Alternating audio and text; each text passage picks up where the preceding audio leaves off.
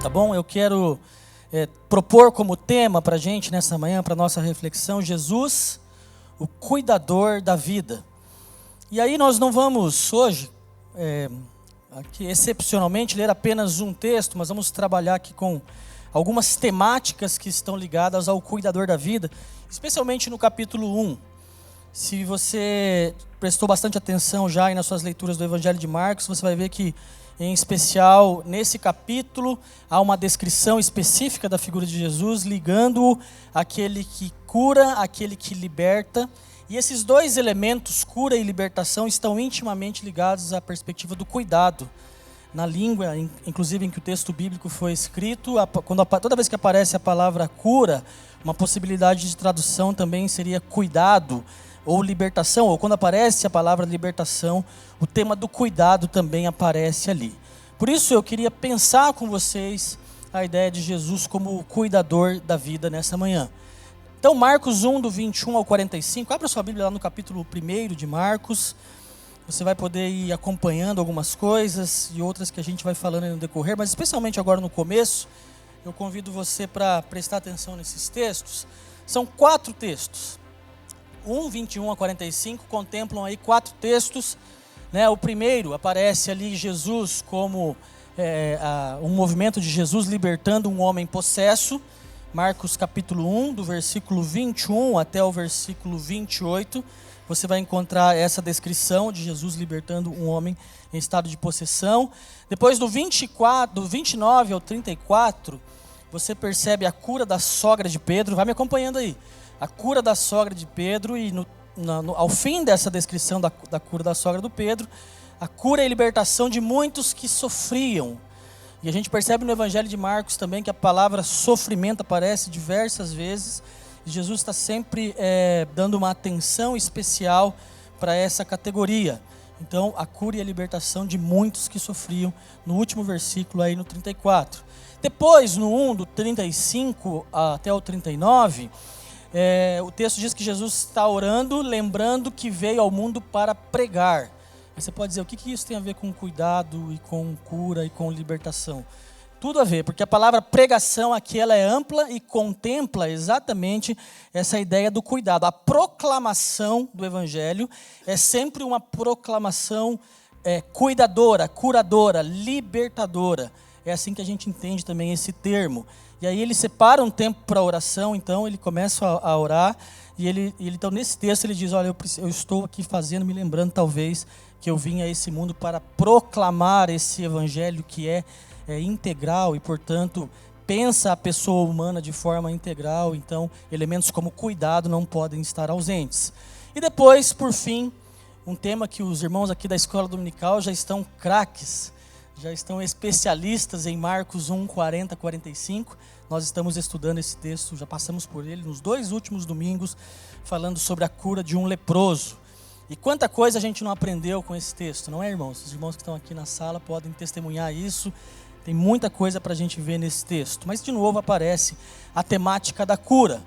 Então, por tudo isso, a gente imagina, a gente pensa, os termos que são utilizados, a gente pensa em Jesus como sendo aqui o cuidador da vida, aquele que está preocupado com a saúde, não apenas preocupado com aquilo que nos espera no porvir, com a eternidade, que é um valor tão caro para nós, que é um valor absoluto para nós, é um valor o qual nós devemos ter anseio por ele, mas mostra também um lado de Jesus preocupado em dar novo sentido, novo significado, a cuidar da vida, a curar da vida, a propor libertação para a vida, e ele faz isso no Evangelho de Marcos diversas vezes, tá bom?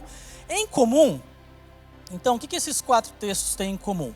As ações de Jesus indicam amor e cuidado com a vida. Se você fizer uma leitura desses 4 textos que eu passei, você vai perceber que existe um fio condutor pelos 4 textos, e esses 4 textos nos levam a essa conclusão.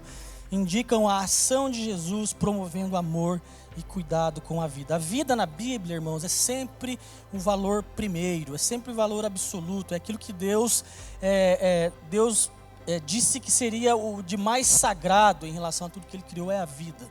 Diante do caos, Ele propõe a vida, diante de situações de morte, Ele propõe a vida, diante da morte, Ele propõe a ressurreição e a vida, e assim por diante, Por isso, esse detalhe do amor e da vida é tão especial, tão importante.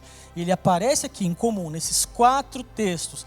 Você vai perceber as ações de Jesus, indicando amor e cuidado com a vida. Tá bom? Então, o que a gente precisa pensar? Nós estamos até, inclusive, estudando sobre isso na escola dominical. Eu vou acabar mencionando isso algumas vezes, porque está fresquinho aqui na nossa memória. Por definição, as ações de Jesus indicam um modo de vida a ser imitado. Nós estamos estudando exatamente isso na escola dominical. Que os evangelhos, por natureza e por definição, não têm como proposta apenas uma descrição a respeito de Jesus. Esse tipo de texto, evangelho, boas notícias, boas novas, desde aquela época ele tinha como característica fundamental, como característica principal, provocar em quem estava lendo esses textos uma postura de imitação. E por isso que nós usamos o termo discipulado, porque eram textos que serviam para discipular alguém. Eram textos que serviam, em certo sentido, para dizer, aqui existe um paradigma de vida, aqui existe um modo de vida, um modelo de vida, não apenas para ser observado, não apenas para ser admirado, mas principalmente para ser imitado. Portanto, o desafio para nós, se nós estamos certos de que todas as ações de Jesus indicam amor e cuidado, para nós como igreja de Jesus, como igreja que proclama o nome de Jesus, igreja que chama pelo nome de Jesus, o nosso desafio pessoal e o nosso desafio comunitário é sermos imitadores dele e, portanto, uma comunidade também de amor e uma comunidade de cuidado.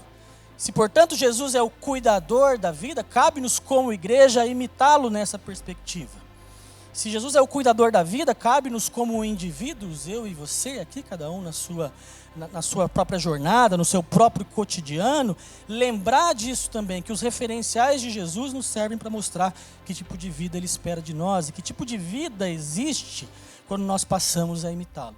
Portanto, eu queria refletir um pouquinho mais com você também, já aplicando um pouco esses textos, pensando como é que a igreja presbiteriana de Vila Judite pode ser uma comunidade que focada no modelo do seu Senhor, tem como missão ser uma comunidade de amor e de cuidado com as pessoas, uma comunidade de amor e de cuidado com a vida.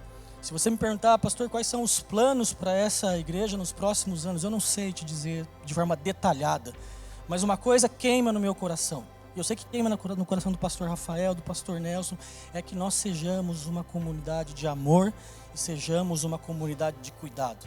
E para isso nós temos um paradigma bastante claro, que é a própria forma de vida, o próprio modo de vida de Jesus.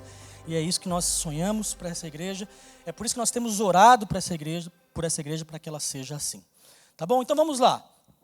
Vamos começar a pensar um pouquinho nessa comunidade de amor e nessa comunidade de cuidado. Eu quero de maneira bastante objetiva pensar com você 4 ideias a respeito dessa comunidade de amor e de cuidado. A primeira questão que me vem à mente é que cuidar de alguém, estar disposto a esse exercício de cuidado, é uma questão de humanidade.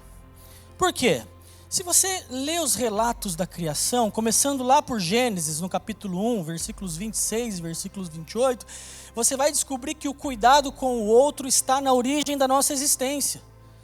A primeira conclusão a respeito a primeira conclusão que Deus chega ao nosso respeito é que primeiro ele iria nos criar segundo a sua imagem e semelhança, e já imediatamente ele nos deu uma tarefa, ou seja, o primeiro homem, o primeiro casal recebe de Deus uma tarefa, e essa tarefa ela está resumida também pela palavra cuidado. Vocês vão dominar, vocês vão cuidar de toda a criação humana. Portanto, irmãos, a gente precisa, olhando lá para os textos de Gênesis, descobrir que a nossa vocação, a nossa identidade primeira, nosso jeito de ser humano, ele passa necessariamente por essa atenção especial com o cuidado com as pessoas, cuidado com a vida. Porque isso tem a ver com aquilo que nós somos, isso tem a ver com a nossa existência. Nessa composição da nossa existência existe uma peça importante, uma peça que é inegociável, que é essa possibilidade de se importar com a criação de Deus, se responsabilizar com a criação de Deus e trabalhar então para que o cuidado faça parte daquilo que de fato nós somos. Portanto, é impensável pensar em uma comunidade de fé, ou um homem e numa mulher de fé, que esteja vivendo, que esteja desenvolvendo a sua existência, sem que ele esteja comprometido com o cuidado. Aliás, isso é tão sério que existe um filósofo chamado Heidegger, talvez alguns já leram e gostem, ele diz que negar-se ao cuidado, olha a frase desse homem, Martin Heidegger, ele diz assim, olha, negar-se ao cuidado é negar-se à própria existência. Toda vez que eu, tomado pela minha indiferença, toda vez que eu, tomado pelo meu desamor, perco a sensibilidade em relação às pessoas que estão à minha volta, perco a minha sensibilidade em relação à necessidade do outro, necessidade de estender a mão ao outro, de oferecer cuidado ao outro, eu estou negando a minha própria existência, estou negando aquilo que eu nasci para ser, estou negando aquilo que eu nasci para fazer, estou negando a minha vocação. Portanto, quando eu nego a minha própria existência, por outro lado, eu acabo assumindo uma outra existência, e a Bíblia vai relatar isso. Quando a Bíblia fala sobre a queda, e vai tratando dos textos da queda na sequência, a Bíblia está descrevendo a história de homens e mulheres que assumiram uma outra existência. E por conta dessa outra existência, passaram a agir não mais como seres humanos, mas em alguns casos com uma forte tendência àquilo que tem de mais animalesco nas relações. Portanto, a primeira ideia que nós precisamos lembrar e precisamos guardar, que cuidado não é aqui apenas uma tarefa ou apenas uma opção. O cuidado constitui aquilo que eu sou, o cuidado constitui aquilo que você é. E toda vez que nós ignoramos, ou que nós nos fechamos para essa possibilidade de uma comunidade cuidadora, nós estamos negando a nossa própria vocação. Nós estamos negando aquilo, nós estamos negando o nosso chamado, nós estamos nos negando aquilo que faz parte do que nós somos, como essência, como existência, porque nós somos chamados para isso. Portanto, o nosso primeiro desafio nessa manhã, eu quero chamar a sua atenção para isso, para a sua reflexão, é o quanto você está disposto, o quanto você está disponível, o quanto você está interessado na vida humana, mas não apenas na vida humana, pensando a partir de si mesmo, mas pensando especialmente no outro, a levar uma vida a partir do modelo de Jesus e ser um cuidador também da vida. Você foi chamado para isso. Como cristão, especialmente como cristão, você foi chamado para essa tarefa. Cabe a mim e a você. Nós somos desafiados a isso, a sermos cuidadores por uma questão de existência. Em segundo lugar, tem água aqui que a avó já está secando, depois da aula da escola dominical e mais agora.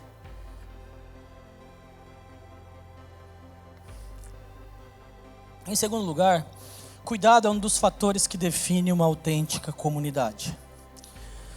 Às vezes nós pensamos que comunidade, ou a vida da igreja, ela se resume à palavra frequência. Não é assim que nós fazemos? Como é que você pensa a igreja? Eu penso a igreja num lugar que eu vou, num lugar que eu me achego, que eu frequento reuniões, que eu estou lá nos domingos. Mas, numa perspectiva bíblica mais ampla, a ideia de comunidade está intimamente ligada à coisa do pertencimento. Portanto, se tem uma coisa que nos define também como comunidade, é o pertencimento uns aos outros. Nós não combinamos a esse respeito, mas o pastor Rafael falou aqui sobre a ideia do corpo. Já lendo Efésios e já na abertura do culto falou sobre isso, de quanto a gente precisa resgatar também essa ideia de comunidade enquanto corpo. Porque enquanto corpo nós pertencemos uns aos outros.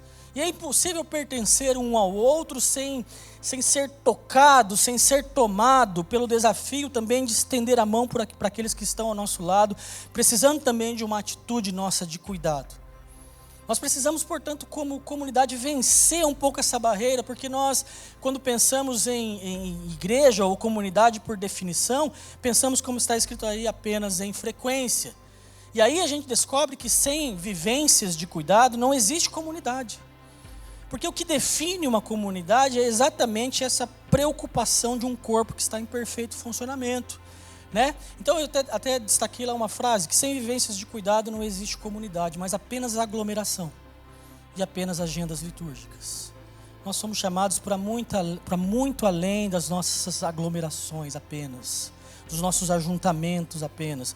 Somos chamados para uma perspectiva muito mais ampla do que apenas as nossas agendas litúrgicas.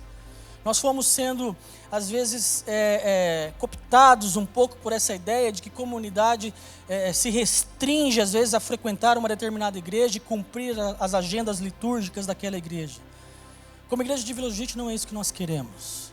Nós queremos viver um pouco daquilo que significa, de fato, ser comunidade, que está para muito além apenas das nossas reuniões e das nossas liturgias. E tem a ver, passa necessariamente por uma ideia de gente que se ama, de gente que se cuida, de gente que presta atenção na vida do outro, de gente que se importa com a dor do outro, de gente que sabe, às vezes, a respeito da dor do outro e toma uma atitude, porque tem um referencial do próprio Jesus.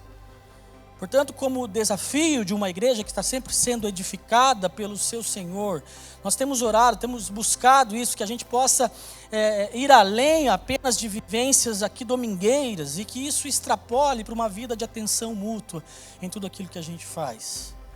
Daí, por exemplo, uma boa oportunidade em relação aos nossos grupos pequenos.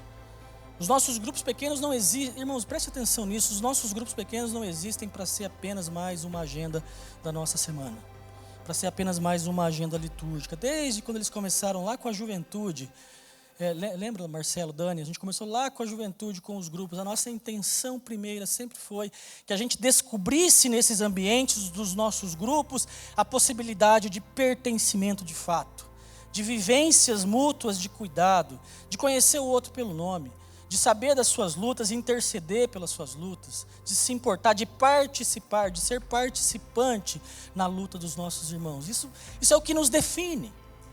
O cuidado não é apenas um detalhe na vida da igreja, o cuidado é o que nos define. Só existe comunidade onde existe cuidado. Porque se o cuidado nos falta, a gente é qualquer outra coisa, menos comunidade. Se a gente quer continuar usando esse termo bíblico, comunidade, a gente precisa voltar às bases. E na base da própria definição do termo comunidade, existe ali um elemento do cuidado. E aí, quando a gente olha para Jesus, a gente percebe esse resgate daquilo que é comunitário, em tudo que ele fez, a maneira como agiu, como pensou, as coisas que ele sentia. As pessoas tinham uma certa prioridade. Pensar na glória de Deus para Jesus, pensar na exaltação do nome de Deus para Jesus, passava necessariamente por um olhar generoso, solidário em relação ao próximo e às pessoas que estavam sofrendo. Portanto, é impossível a gente se autodenominar comunidade cristã sem que haja da nossa parte um envolvimento mínimo com o sofrimento do outro. É impossível, não dá. É uma questão de incoerência com os próprios termos. Porque a partir do momento que eu faço parte de uma comunidade, que eu pertenço a uma comunidade, o sofrimento do outro não é mais problema dele apenas. Isso é muito interessante na história também de Gênesis, eu já citei Gênesis aqui, quando Caim mata o Abel. De repente Deus se encontra com Caim, e a prerrogativa de Deus é diferente da prerrogativa do Caim. Porque veja a pergunta de Deus para Caim: onde está o teu irmão? E essa pergunta de Deus para Caim é uma pergunta que deveria continuar ecoando nos nossos ouvidos. Onde está o teu irmão, afinal? Agora, acontece que a nossa resposta é muito parecida com a resposta do Caim. Quem lembra do texto de Gênesis? Por acaso sou eu responsável pelo meu irmão? Então perceba que existe uma prerrogativa aqui em intenção. Na prerrogativa divina, a partir da prerrogativa divina, a pergunta é sempre: onde está o teu irmão? Ele está perguntando para nós nessa manhã: onde é que está o teu irmão? Aquele que tem passado por lutas, por dificuldades, problemas financeiros, dificuldade no casamento, dificuldade com a família, na criação dos filhos, dificuldade com o emprego, com o desemprego. A prerrogativa de Deus para a igreja dele sempre é: onde é que está o teu irmão? Você sabe dele, você sabe a respeito dele, você se importou com ele, você orou por ele, você andou 1 milha, 2, 3 com ele, ele está lá no seu caderninho de orações, ele está lá na sua lista de prioridades, de preocupação, daquilo que move o teu coração. Mas infelizmente, me parece que a nossa tendência é responder como Caim: por acaso sou eu responsável pelo meu irmão? Se a resposta de Caim é a nossa resposta, nós precisamos, hoje ainda, nessa manhã, clamar a Deus por misericórdia e pedir a Deus que converta o nosso coração, para que a nossa prerrogativa seja também a prerrogativa de Deus. E quando Deus nos pergunta de algum irmão, a gente assuma essa responsabilidade. Porque afinal de contas, ser comunidade é assumir responsabilidade. Não dá para ser comunidade sem assumir responsabilidade. Agora, o interessante é que a gente se perdeu, a gente assume muita responsabilidade ligada às vezes à estrutura, muita responsabilidade às vezes ligada às nossas agendas litúrgicas mais uma vez, mas a gente assume pouca responsabilidade com as pessoas. E isso é pecado, irmãos. Porque isso é um contraponto à nossa natureza, à nossa identidade, aquilo que nós somos chamados para ser como igreja. Portanto, o cuidado é um dos fatores que define uma autêntica no sentido de carimbar, uma autêntica comunidade. Sem cuidado não haverá comunidade. Haverá apenas aglomeração e agendas litúrgicas para serem obedecidas. Nós precisamos passar desse ponto. Terceiro lugar, vivências de cuidado são possíveis onde a dor é compartilhada. Tem muita gente que, por conta da sua dor, optou pelo silêncio, porque talvez não encontrou na comunidade um lugar seguro. Tem muita gente que, em nome da dor, talvez optou pelo silêncio e pela solidão, porque talvez tenha a ideia, ou criou a ideia, de que a igreja, como disse o Philip Yancey, eu já citei isso na última vez que eu estive aqui no púlpito, que a igreja tornou-se o único lugar que fere os seus próprios feridos. E, portanto, muita gente acaba optando pelo silêncio. Mas o cuidado ele vai ser uma possibilidade quando a gente aprender também que as nossas dores precisam ser partilhadas. Se tem uma coisa que a gente aprende no Evangelho de Marcos, o pastor Nelson falou sobre isso no domingo passado, é que diante da possibilidade, a dor é expressada. Ele falou sobre o Bartimeu na semana passada, Bartimeu, né, pastor? E aí, imediatamente, o Bartimeu, quando soube da presença de Jesus, ele se manifesta em relação à sua dor, ele compartilha a sua dor. Ele já entendeu que num ambiente comunitário, a dor não precisa ser um problema meu. A dor pode ser um problema nosso. Eu não estou dizendo que você tem que chegar aqui no próximo domingo, diante de toda a comunidade, e falar sobre as suas dores, sobre as suas lutas mais íntimas, não. Mas o silêncio e o isolamento também não é uma opção. E a gente precisa refletir um pouco sobre isso. E aí, um dos motivos que às vezes a gente tenta silenciar um pouco a nossa dor ou se isolar, é porque se criou também, às vezes, no meio evangélico, a noção de que dor é sinônimo de pecado. Se você está passando por essa crise, se você está passando por essa dor, avalie seu passado, avalie seu presente, avalie o que está acontecendo com você, porque possivelmente você está em pecado. Isso é mentira. Isso não é uma verdade absoluta. Eu não estou dizendo que o nosso pecado não traz consequências, às vezes, para as nossas vidas, não é isso que eu estou dizendo. Mas o que eu estou querendo afirmar é que não necessariamente a dor faz de mim e de você um pecador, porque a gente precisa lembrar da definição que o profeta Isaías deu para o próprio Senhor Jesus. Ele disse no capítulo 53 que Jesus é quem? Está aí na tela. Jesus é exatamente o homem de dores. Então, essa conta de que a dor é sinônimo de pecado, ela é um contrassenso, porque o próprio Jesus, aquele que não teve pecado algum, é descrito como um homem de dores. Um homem que sabe o que é padecer, que sabe o que é passar dor. A dor também não precisa ser escondida, não precisa ser tratada em alguns casos como vergonha, porque ela não é sinônimo de ausência de fé. Acostumou-se também, às vezes, no nosso meio, usar isso como um argumento. Se tem uma dor, se tem aqui um problema na alma, se tem aqui uma dificuldade, se tem aqui uma depressão, se tem aqui um pensamento suicida, é porque está faltando fé. A gente precisa tomar cuidado com essas nossas matemáticas. Porque não é assim, dor é apenas sinônimo da nossa humanidade. A dor faz parte da nossa composição como gente, de carne e osso, que sofre, que chora, que se frustra, que se decepciona, que precisa lidar com a dor. Aliás, da dor não se foge, da dor não se esconde, a dor não deve ser negada. A gente tem uma tendência triunfalista de esconder a dor, ou de tentar se esconder quando a gente está com dor, de tentar fugir. Mas a proposta que a gente percebe, se você ler a Bíblia com bastante atenção, é que a dor a gente abraça, a dor a gente compartilha, entende nisso um caminho de cura. a gente entende que faz parte dos nossos processos, a gente entende que a dor faz parte daquilo que nós somos, da nossa própria jornada de vida, entende que acaba sendo uma circunstância comum. Afinal de contas, no mundo vocês vão passar por muitas tribulações, e a palavra tribulação está intimamente ligada à dor. No mundo vocês vão ter muita dor, vai doer de vez em quando, vai incomodar, mas abafar a dor não deveria ser uma possibilidade. Porque abafar, fugir, tentar se esconder da comunidade, talvez seja o pior caminho quando a gente está pensando na cura. A cura, na verdade, deveria partir de uma ideia de gente que reconhece a sua própria dor, reconhece as suas próprias limitações, reconhece a sua própria incapacidade de ser o que deveria ser, reconhece que não dá conta de tudo, reconhece a sua vulnerabilidade diante de tantas circunstâncias difíceis, adversas que a vida às vezes apresenta diante de nós. E aí, além de abraçar, além de assumir a dor, ele ainda é capaz de uma comunidade como essa, uma comunidade de amor, compartilhar. Portanto, eu queria te desafiar, como comunidade de amor e de cuidado, que nós almejamos ser como igreja de Vila Judite, que você encontre aqui espaços onde você possa falar sobre a sua dor.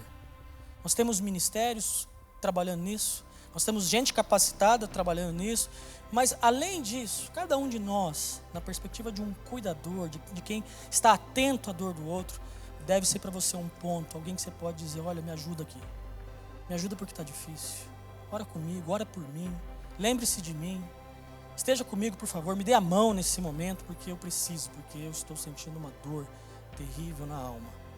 E a dor é mais comum do que a gente pensa, irmãos. A gente conversa com as pessoas no cotidiano e a gente percebe o quanto a dor tem sido presente. E em muitos casos, uma dor que não se sabe nem de onde vem. Não se sabe nem o motivo pelo qual ela se instalou lá. E ainda assim ela tem se tornado, às vezes, protagonista da nossa própria vida. No sentido de que a gente passa a organizar toda a nossa vida, aquilo que a gente pensa, aquilo que a gente faz em nome da dor que a gente está sentindo. Então é impossível, eu oro por essa igreja, aquilo que depender de mim como pastor dessa igreja, para que a gente avance nesse sentido. Para que a gente não fique apenas sendo aqui um lugar de ajuntamento de gente que cumpre uma agenda litúrgica, mas que nas nossas relações, um a um, rosto a rosto, nos nossos grupos pequenos, em outros ministérios que você possa buscar socorro, que você encontre aqui um espaço para falar da sua dor, para compartilhar a sua dor, e não para negá-la, não para tentar fugir dela ou tentar se esconder, porque ela faz parte da nossa humanidade. Em quarto e último lugar, vivências de cuidado são possíveis onde experimenta-se um batismo de amor. Como igreja de Jesus, nós precisamos nos perguntar se nós já fomos batizados com amor. Eu sei que a maioria de nós aqui nesse auditório, nessa manhã, já passou pelo batismo, aquele que nós cremos, que é bíblico. Eu estou usando a palavra batismo aqui emprestada para falar um pouco dessa coisa de ser tomado por um valor. Nós precisamos ser tomados pelo amor. Nós precisamos ser tomados, nós precisamos ser batizados por esse amor. Porque só assim a gente vai conseguir de fato experimentar um pouco dessa dimensão das vivências de cuidado na nossa comunidade. Sem amor não há comunidade, mas existe controle. Numa relação a 2 no casamento, numa relação a 10 num grupo pequeno, numa relação a 300 numa igreja, onde não existe amor, as relações de cuidado se tornam relações de controle, se tornam relações de manipulação, se tornam relações onde a gente, ao contrário do amor, percebe tudo aquilo que há de mais desumano num outro ser humano, tornando às vezes a dor ainda maior do que ela já é, abrindo ainda mais a ferida, ao invés de ser usado para ser como curador, como cuidador. Portanto, sem amor, a gente precisa tomar bastante cuidado, porque a gente vai acabar assumindo uma postura de controle, às vezes de manipulação. E não é isso que nós queremos para essa igreja. Nós queremos ser batizados por esse amor que vem de Deus. Aliás, Jesus, o cuidador da vida, porque era movido por amor, ele conseguiu, no seu ministério, desenvolver essas vivências de cuidado. Ele foi por excelência aquele que cuidou, aquele que se importou, aquele que curou, aquele que tocou, aquele que amou, e amou sobre todas as coisas, amou até o fim. Ele é um reflexo do próprio Pai, que amou tanto o mundo, de tal maneira que envia o seu próprio Filho para um projeto de amor. Mas sabe onde nasce o amor de Jesus? O amor de Jesus nasce na consciência que ele tem de ser um filho amado. Se você começa lendo o Evangelho de Marcos, que é o evangelho aqui da nossa série, você descobre que logo no começo, Jesus recebe uma autenticação da parte de Deus. Jesus recebe uma característica própria à identidade. Ele era amado. Ele era o filho amado. E o amor só era uma possibilidade porque ele tinha a consciência, uma consciência clara de que ele era amado. E quando nós perdemos a consciência de que, como igreja, somos amados por Deus, dificilmente nós vamos conseguir expressar amor. Portanto, o primeiro passo para uma comunidade que ama, que é batizada por esse amor, é se lembrar que é uma comunidade amada por Deus. Nós estamos perdendo, às vezes, a noção do amor. O amor tem ficado de lado, tem se tornado linguagem utópica para muita gente. E nós estamos nos perdendo em relação a esse princípio que para nós é fundamental. Nós precisamos recuperá-lo. As vivências de cuidado aqui só serão possíveis se nós, eu e você, nos convertermos ao amor como aquilo que nos define também como igreja. Aquilo que define e aquilo que mostra a palavra de Deus como sendo o resumo de toda a lei. Se você quiser cumprir toda a lei, basta você amar. E as vivências de amor aqui nessa comunidade precisam ser colocadas à prova, fazer parte daquilo que nós somos a partir da nossa capacidade de amar. A partir de então, a gente então vai poder, como igreja de Jesus, desenvolver essas práticas. Eu queria falar sobre amor, lendo, por exemplo, com vocês, 1 Coríntios 13, um texto bastante restrito, porque a gente só fala de 1 Coríntios 13 quando vai em casamento, não é? E o quanto que a gente perde por não pensar o amor a partir das categorias de 1 Coríntios 13. 1 Coríntios 13 é a descrição de uma comunidade de amor. 1 Coríntios 13 é a descrição de uma comunidade que está aprendendo sobre as vivências de cuidado. 1 Coríntios capítulo 13 é uma espécie de mapa daquilo que nos deveria definir e nos indicar o caminho a seguir. Afinal de contas, antes de começar o primeiro capítulo, o capítulo 13, versículo 1, o Paulo diz no capítulo 12, eu passo a mostrar para vocês um caminho sobremodo excelente. É sobre esse caminho que vocês vão trilhar. E se não tiver amor, irmãos, eu tenho uma notícia para todos nós nessa manhã, que não é uma nova notícia, mas é uma notícia bastante séria, que se a gente não se permitir sermos movidos por esse amor, nada do que a gente fizer aqui vai fazer sentido. Pode fazer sentido como movimento social, pode fazer sentido como ajuntamento de pessoas, pode fazer sentido como agenda litúrgica, mas como comunidade de amor e cuidado, não vai fazer o menor sentido. Porque se não tiver amor, nada do que a gente faça vai valer a pena. Nada do que a gente faça vai fazer sentido. Nada do que a gente faça vai de fato nos completar e as nossas relações serão inteiras. Porque Jesus era aquele que era cuidador em nome do amor. Mas ao invés de ler Coríntios 13, eu queria que a gente terminasse ouvindo uma versão cantada de 1 Coríntios 13. Como eu disse, um texto lido muito em casamentos, canções sobre o texto apenas em casamentos, mas não é assim. Esse texto e essa canção que a gente vai ouvir, que é uma versão desse texto, são para nós um indicativo de uma comunidade de cuidado e de amor, ao qual parece com Jesus, imita Jesus e tem nisso um modelo para a sua própria vida. Enquanto você ouve essa canção, coloque sua vida diante de Deus. Diga, Senhor, eu quero fazer parte dessa comunidade de cuidado. Eu quero lembrar que a minha existência é possível a partir do cuidado, só foi possível a partir do cuidado, que uma comunidade existe para ser cuidadora, mas eu preciso ser batizado por esse amor nessa manhã, porque eu ainda estou com o coração duro, ainda tenho alimentado a minha indiferença, o meu orgulho, ainda tenho vivido no meu próprio mundo, isolado, ainda que em companhia de muitos. Mas nessa manhã eu quero experimentar esse amor, lembrar que sou filho amado e por isso pronto para amar. Que haja em nós, Senhor, uma conversão ao amor genuíno. Que haja em nós, Senhor, um despertamento para o cuidado com o outro, para a atenção com o outro. Que essa igreja seja lembrada, Senhor, seja vista como uma igreja que ama e que, porque ama, cuida. Que está interessada na vida do outro, que se preocupa com as dores do outro, e aqueles que sentem dores possam encontrar nesse lugar um lugar de refúgio. E que a gente se lembre todos os dias que qualquer projeto, qualquer agenda, qualquer culto que aconteça aqui, se não for feito debaixo da prerrogativa do amor, será em vão, será vazio, Portanto, que essa igreja passe a trilhar o caminho sobre modo excelente, Senhor. Que haja em nós, que haja no nosso coração desprendimento, conversão, batismo nessa manhã, para que amemos-nos de fato uns aos outros, como fruto também do amor ao Senhor. Vamos orar, fale com Deus, fale com o Senhor nessa manhã, responda as coisas que você ouviu nessa manhã, enquanto os nossos irmãos cantam essa canção.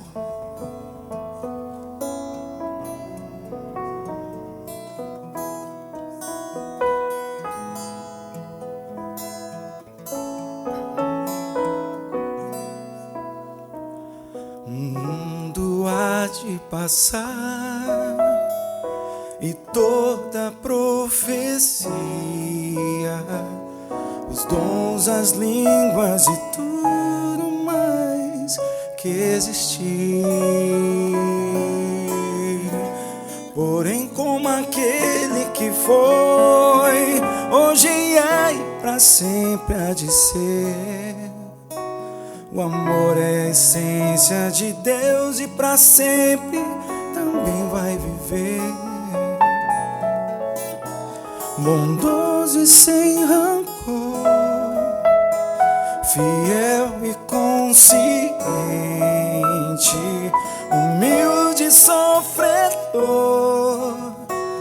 espera tão somente, justo e verdadeiro,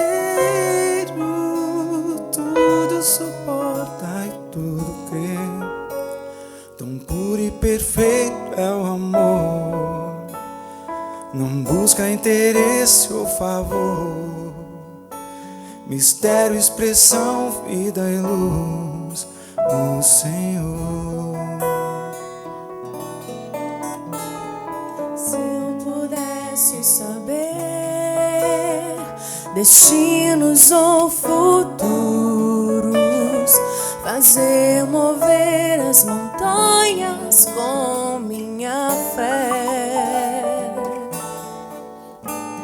Se eu pudesse falar qualquer língua em qualquer lugar e desse os meus bens ao mais pobre, eu morresse em favor de alguém.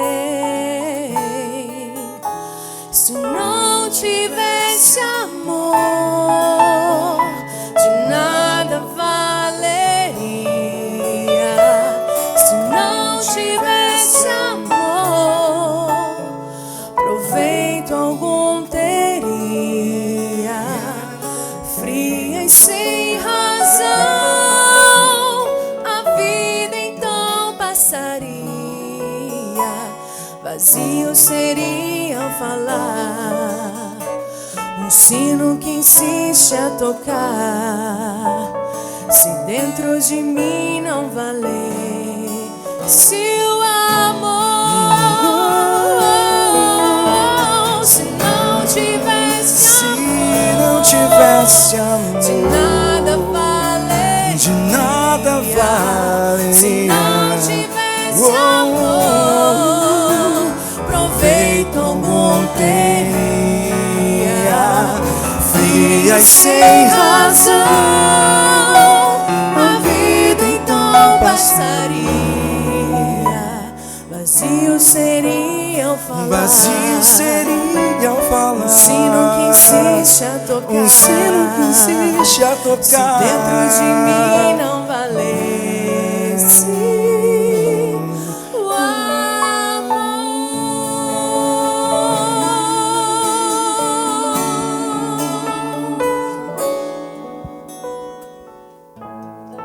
Quantos aqui nessa manhã querem ser batizados com esse amor? Levante sua mão. Você quer ser batizado com esse amor? Sai do seu lugar, vem aqui, vamos orar juntos. Vem à frente. Deus está nos chamando a sermos uma comunidade de amor, preocupados com o cuidado, preocupados com a atenção ao outro, que o amor nos mova nesse sentido. Sai do seu lugar, pode ocupar aqui os lugares à frente. Se você quiser se colocar de joelhos, se você quiser sentar. Eu só não sei se eu vou conseguir fazer essa oração, porque a mensagem é sempre primeiro pra gente. Mas eu quero convidar você, sente aqui se precisar, fique de joelhos se você puder e quiser. Nós queremos pedir que Deus nessa manhã nos batize com amor, que a gente seja tomado por esse princípio bíblico, que nessa comunidade se veja o amor cristão.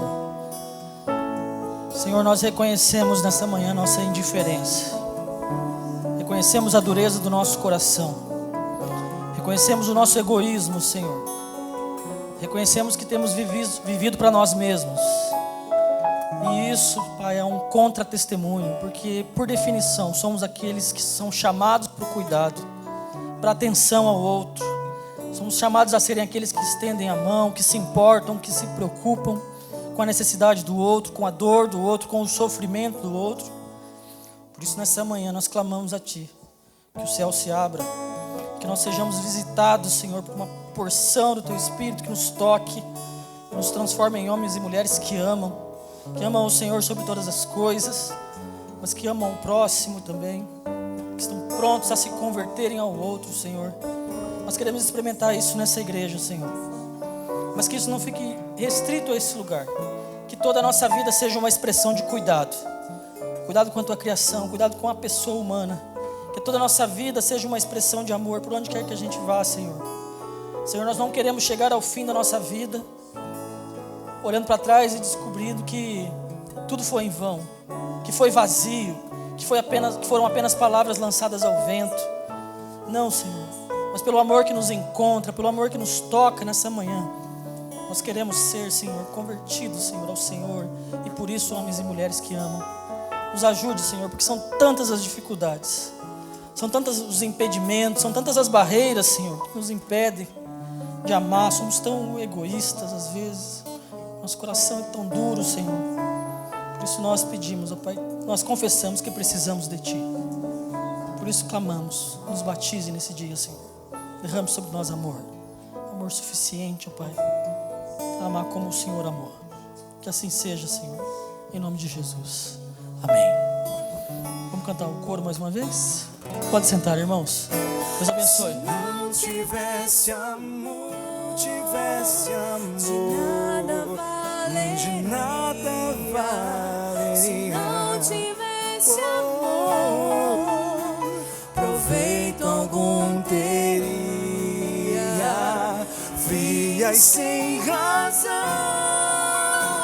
a vida então passaria. vazio seria ao falar. Vazio seria ao falar. Um sino que insiste a tocar. Um sino que insiste a tocar. Se dentro de mim não valer.